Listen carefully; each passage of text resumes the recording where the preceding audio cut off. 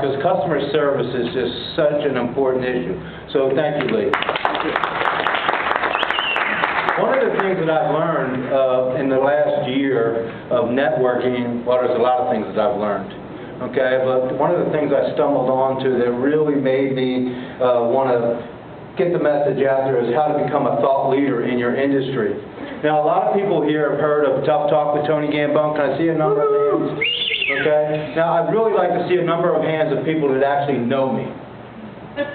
Okay, so there's a lot of people that don't know me that have heard my name. And that is because of my radio show called Tough Talk with Tony Gambone. Now, one of the things that I wanted to touch on is I just wanted to tell you a little bit about me. I've had a few good jobs. I actually gave up a remodeling business here in Katy about 3 years ago due to health reasons.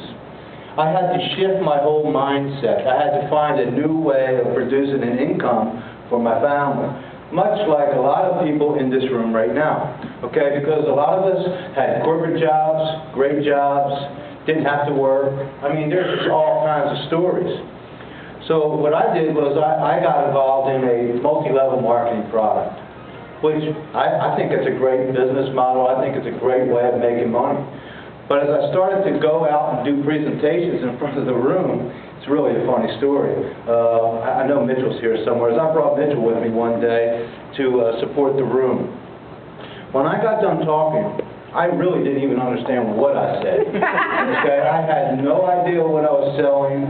I didn't even know why the people were still sitting there. Okay? But, you know, I have a family, and I have to feed them, and this is new to me, so I figured, hey, you got to make some mistakes to get better at it. So I kept on trying, and it really got discouraging.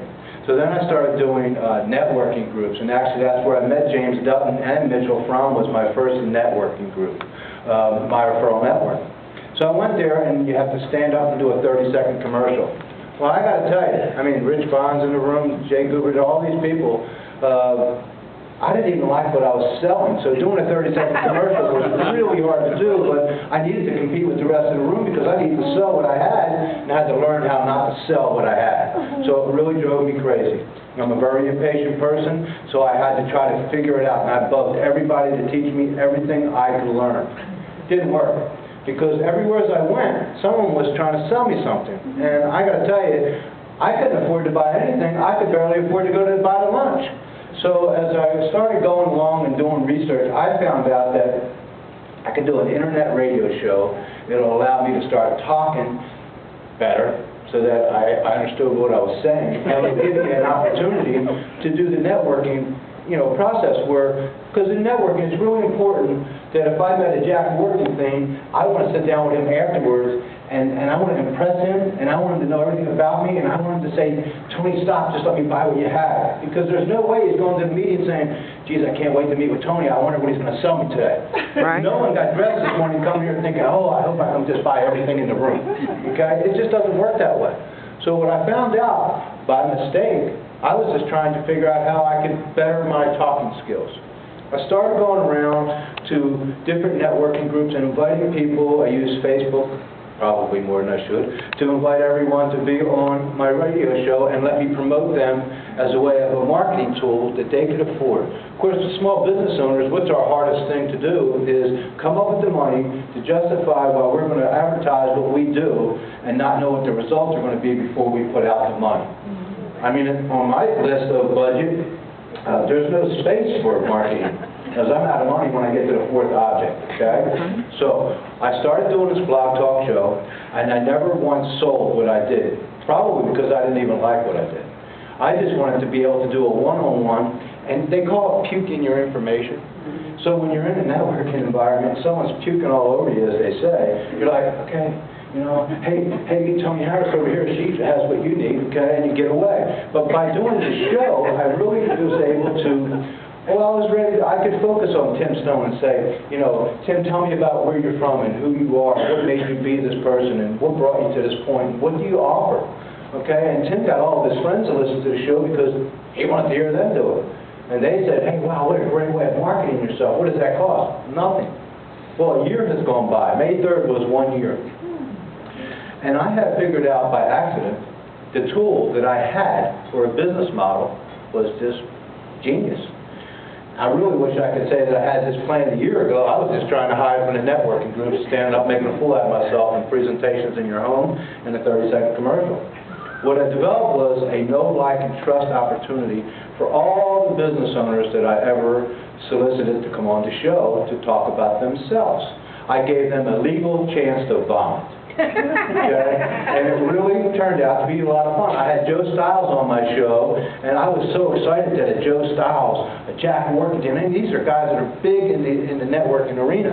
I was really, really excited about that. I never realized what I was doing for myself. People got to know my name across Houston.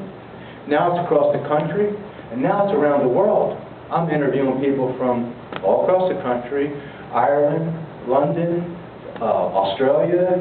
I mean, it's just incredible. And I'm sitting there going, wow, this is really, really awesome. So how do I monetize that? A gentleman named Jeff Klein said to me, would you like to be a superstar or make money at what you're doing? I said, geez, I never even thought what I was doing was going to make me money. So I'll take both, money and superstar.